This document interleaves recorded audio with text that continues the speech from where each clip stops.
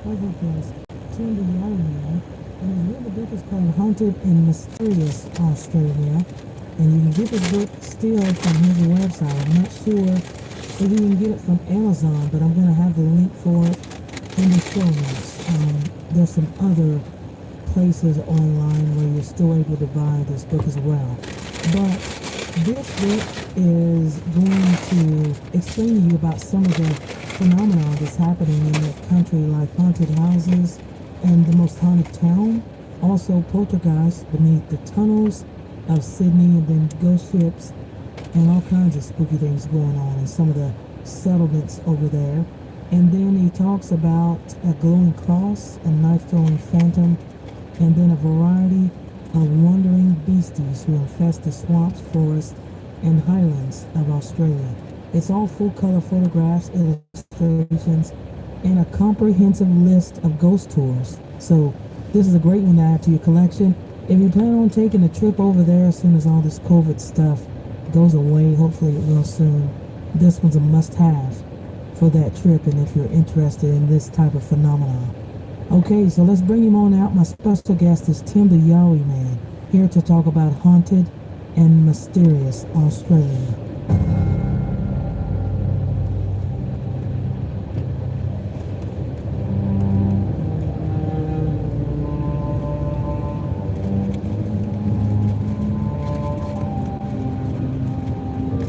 Alright, my special guest tonight is Tim the Yowie Man. He's joining me tonight to discuss his fantastic book called Haunted and Mysterious Australia. Tim, I want to thank you very much for joining me tonight on Mysterious Radio. Thank you so much for having me. Now, Tim, I'm glad to have you here on the show because Australia has always been a fascination to me because it seems to be such a spiritual place. And then you have the beautiful Aboriginal tribes, and the country itself is just amazing. Broome is one place that I would love to visit. Have you been there?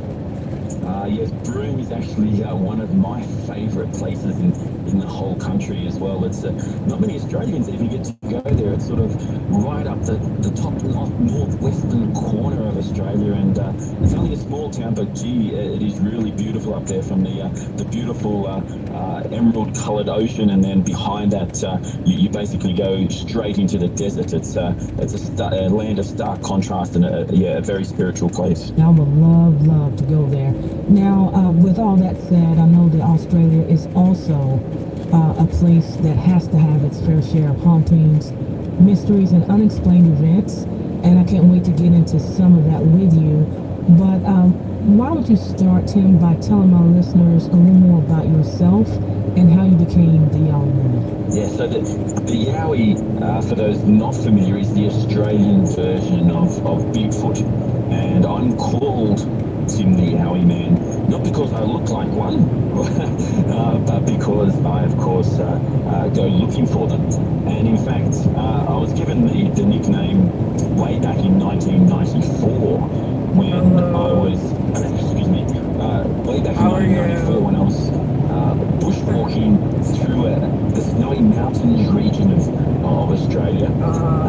And at the corner of my eye, it was about 5 o'clock one afternoon, which means at that time of the year it was May, it was almost getting dark, it was dusk. I saw this big, hairy, ape-like creature, and it was crunching through the bush. Now, how are you?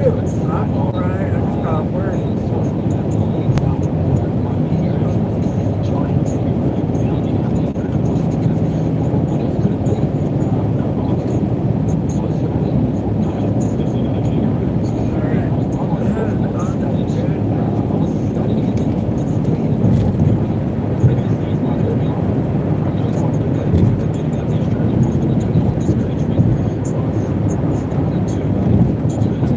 Over there. Alright.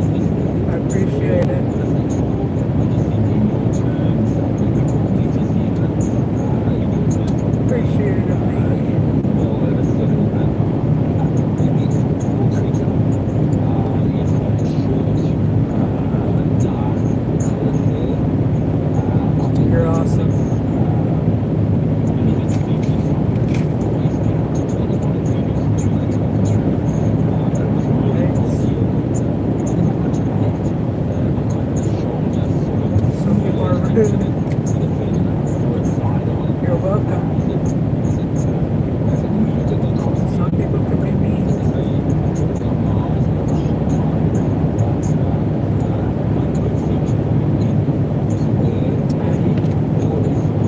was drinking some orange juice like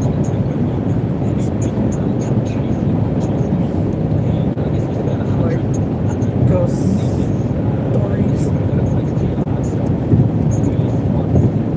So I'm listening to ghost stories. That's awesome. So, okay, so you decided to go off and spend a lot of time trying to get some type of evidence that was pictures of your kind of footprints or the pictures or video or anything like that.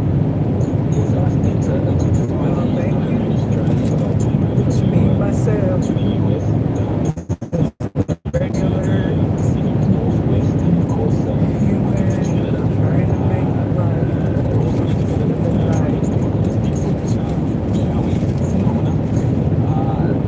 very chill person. Very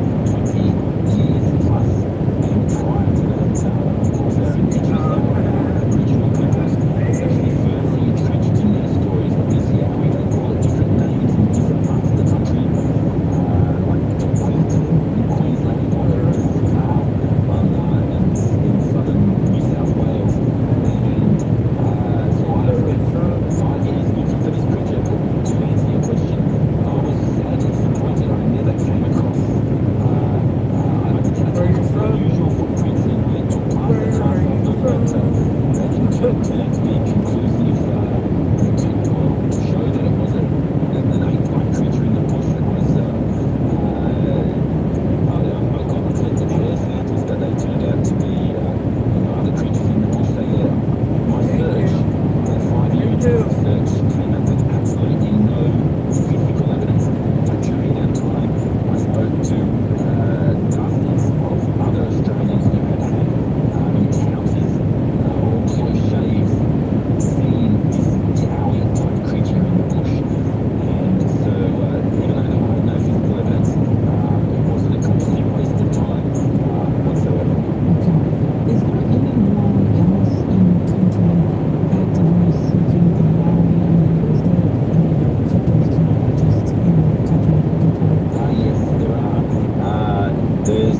Quite a number. Of course, nowhere near as big as the Bigfoot community in the United States, but there are a dedicated number of cryptozoologists and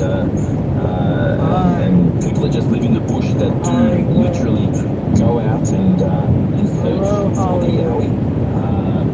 One gentleman is called Rex Gilroy.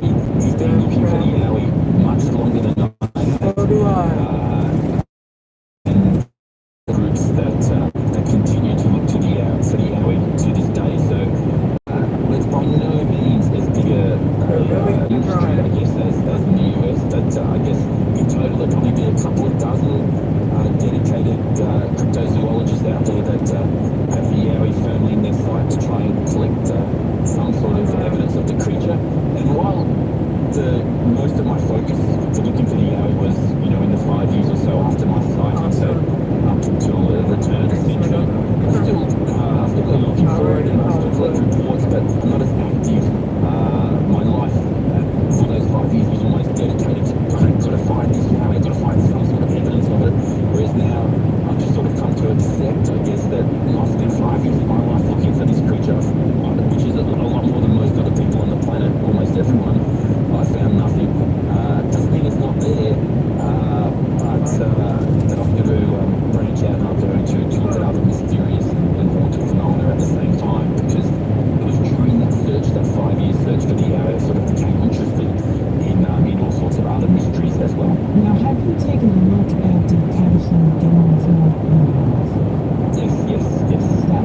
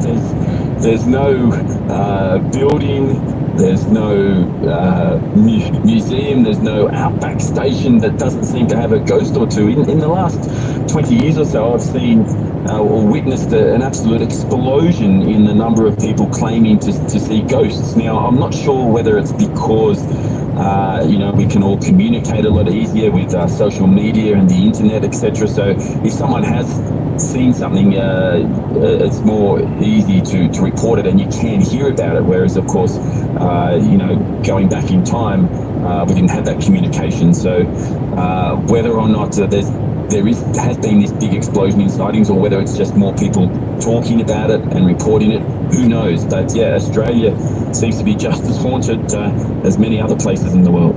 Is there a active ghost hunting community over there? Oh, yes, very, very much so. And there are many, many more people, thousands, in fact, of people around Australia that are out there trying to capture evidence of ghosts, whether they're ghost investigators, ghost hunters, whatever you want to call them. Yeah, so they dwarf the number of cryptozoologists by a big amount. There's a lot of serious paranormal aficionados out here that wander around, snoop around after dark, trying to capture evidence of ghosts. There, ghost investigation is a very big thing here in Australia. Okay, are you going out and collecting these stories, or do you actually go out and investigate the hauntings? I do a little bit of both. I wouldn't say I'm a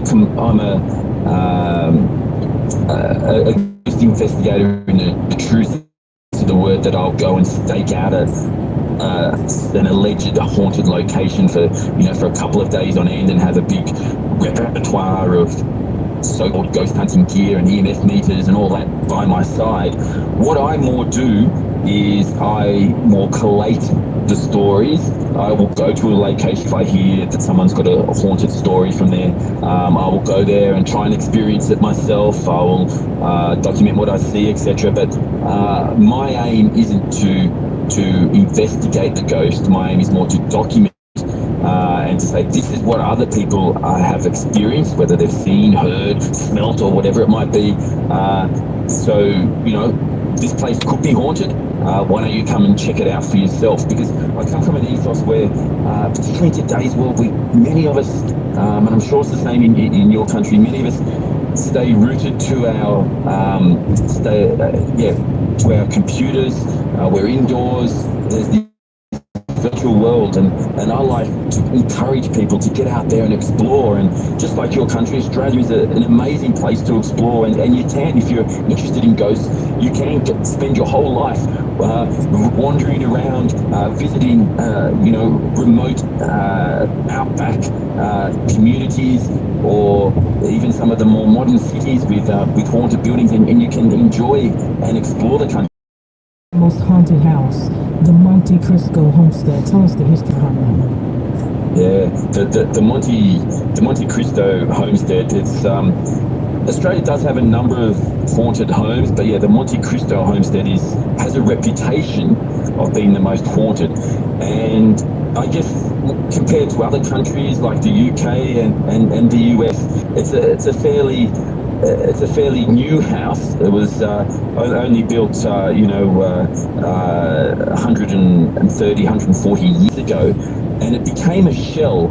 It became deserted. It's in a country town, so only a few thousand people live in this town. It's quite a number of hours drive to the southwest of Sydney, and a couple of people that moved in there it was the 1963, back then, they were just drawn to this house. It was a shell, and they wanted to restore it to its former glory. So even when they drove up the driveway, they weren't believers at the time. Reg and Olive were their names. Olive still lives there to this day, but sadly Reg recently passed away. But when they drove up the driveway, and so imagine a rotting shell, the facade of the building almost collapsing inside. Animals have been wandering through, and there's been no electricity connected for many donkey's years. But as they drove up the driveway, a heap of all the windows become illuminated and light street out of the building. With no apparent source as to where this light came from. So that from that day onwards, Ryan's, that's Reg and Olive, they were convinced there was something strange there. That they decided to continue to renovate it and to virtually live with the paranormal phenomena that would take place in this building. And when I say it's Australia's most haunted, they run ghost tours there now, where you can stay overnight. I think it's 1 or 2 nights a week. And I would have to say that almost every single person I've spoken to has had some sort of experience there, whether they've captured an unusual image in a photograph, whether they've captured orbs, which of course some spirit photographers believe is any sign of energy of a ghostly presence, whether they've had the tap on the shoulder, whether they've even had something, another sign given to them. It's by sheer weight of number of reports, it's earned the reputation of being Australia's most haunted. Is there I saw it, and it is a beautiful brick building. Is there a reason why it's so haunted? Does anybody have any idea? Yeah, well, there's numerous hauntings there, all to do with different people who have died in Monte Cristo over the years. One involves the tale of a mentally ill man who was chained up. Of course, this is going back to an era well before now, around 100 years or so ago. He was chained up in one of the rooms for 30 years. And he refused to get out of bed one morning, and so the stable hand doused him in flames, and the poor fella burnt to death. And it's thought that his ghost may be one circumstance, maybe one of the reasons. But yeah, the list goes on. The supposed young child fell down the stairs. It's undocumented, but a lot of people see the ghost of a child on the stairs. It could be the ghost of that child that many years ago did tumble down the stairway. Who knows? It's one of those places where, although there's speculation as to what the different sources of the hauntings might be, there's by no means set in concrete as to who they might be. It's just a very, very spooky place. Tim, has anybody caught any phenomena on camera or anything like that? At Monte Cristo? Yeah. Yes, they have. They've caught various phenomena on camera, whether it's the outline of someone's face or something, an unusual light source moving across the room, etc. But as you know, with ghostly phenomena, it's impossible to say that is conclusive evidence, because we don't actually know from a scientific point of view what actually a ghost is. We make, ghost investigators make assumptions. We make assumptions that EMF meters are going to detect ghosts, but there's no scientific evidence that ghosts give off some sort of energy that can be detected by an EMF meter. So it's more people are documenting what they experience, and maybe one day science will explain ghosts in some way, and we'll be able to look back on this era and say, hey, I can't believe those guys saw that movement across the room and didn't realise it was actually a ghost, and that this is why, and that we can explain that through this part of physics or whatever. It's we live in a world where, although scientists have been able to explain a lot of things, we still know there's a lot out there we don't know, and a lot still to be discovered about the way our world works. And ghosts, I think many will believe, are up there at the top of the list. Oh, I definitely agree there. All right, Tim, let's move on to Australia's spookiest mountains. Tell me why that place looks so ominous. Yeah, Australia's spookiest mountain is called Black Mountain. So it's in a part of Australia. It's almost verging on the outback, but it's in quite a tropical area. So I think when you think of outback, Americans probably think of a desert type area. This is more a tropical area in a part of Australia called Queensland, and it's a mountain that's made up of boulders, so black boulders, but they're not huge boulders. They range in size from, I guess, a chair, if I'm just trying to, a chair type size, to a dining table type size. So imagine a mountain made purely of thousands, if not millions, of these boulders piled high on top of each other. Now, inside those boulders, you can find a different route into the center of the mountain. You could find, when you go in one particular spot of the mountain, you might have 10 choices at that point to go left, right, almost left, almost right behind you, etc. Then you go to another rock and you have the same choices again. So there are literally millions, if not billions, of different routes that you can take to get into the bottom and explore this mountain. And over the years, several people have foolishly tried to do that. And when I say foolishly, it's because many people have actually gone missing when they've gone inside this mountain. There's been reports of stockmen who have been around 100 years or so ago. They've lost their mob of cattle. It's a cattle area. The stockman will go looking for the cattle. He thinks they're somehow got lost in this mountain of boulders. He will go looking for them. Then he will vanish into thin air, and they'll never be seen again. There's been strange animals that exist nowhere else on the planet. There's a nocturnal gecko, this little lizard-type creature that comes out only at night, that only lives in this mountain, nowhere else in the world. A leaping skink, a haunting frog. They've been given these names, no doubt, because of the spookiness of the place. Now, I've been in there a number of times. I haven't ventured in far at all. I've only gone and gives you the shivers up your spine, is a still day, because you have all these air pockets.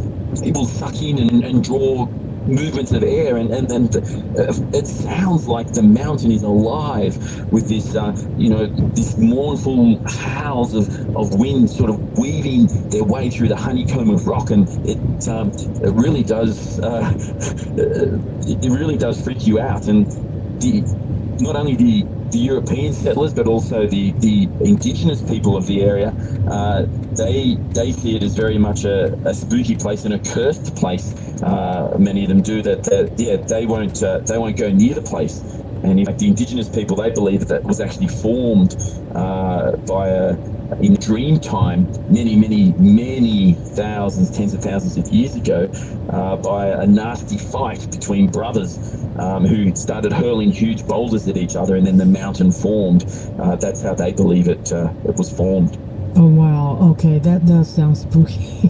You know what? I can't believe you actually went in there. Well, I went in there in the day. Some people will say, "Oh, you should have gone in there in the nighttime, Tim." There's no way that I'd be going in there by night. It's spooky enough by day, and just you're advised not to go in there. So there was no way I wanted to go missing. Even though I had people with me, I wasn't willing to test that curse. And the black rocks, they have a stark contrast. I'm not sure if you've seen the photograph in my book, but you got the green, the lush green jungle around the dark or the menacing black of the rocks. And the rocks, it heats up. It's a very hot part of Australia, so the temperature there by day is extremely hot, so around above 30 degrees Celsius, so not quite 100 in Fahrenheit, but up there it's in the 80s and 90s most of the year, and 80s and 90s in Fahrenheit. And so these rocks often, people say they explode because they get so hot, because they absorb the heat, because they're black, they're dark coloured, and sometimes the rocks, some people claim they've exploded into bits and pieces. So you don't want to hang around Black Mountain near Cooktown in northern Queensland for very long. It's a particularly spooky mountain. So let's stay there for just one moment. All right, so people have disappeared in there. First, I want to know, do you know if they form some type of search party to go in there and actually look for these people, or what? Yeah, so these reports are the time when people have disappeared. This is dating back to the 1800 type period, when records are very thin on the ground as to what supposedly has occurred there. So this is more an oral history that's been passed down through time. But there's when people have gone missing here in Australia in the 1800s, according to the stories, often to try and find them, an Aboriginal tracker, an Indigenous person who knows the area will try and follow their track. But of course, following their track into a maze of a labyrinth of boulders is particularly difficult, and on some cases, the people the searchers themselves have supposedly gone missing. This is where I say So goodbye. in the 1920s, for example, two bushmen, they attempted to solve the earlier disappearances by going in and trying to see if they could find anyone in there. Did you know that parents rank financial literacy as the #1 most difficult life skill to teach? Meet Greenlight, the debit card and money app for families. With Greenlight, you can set up chores.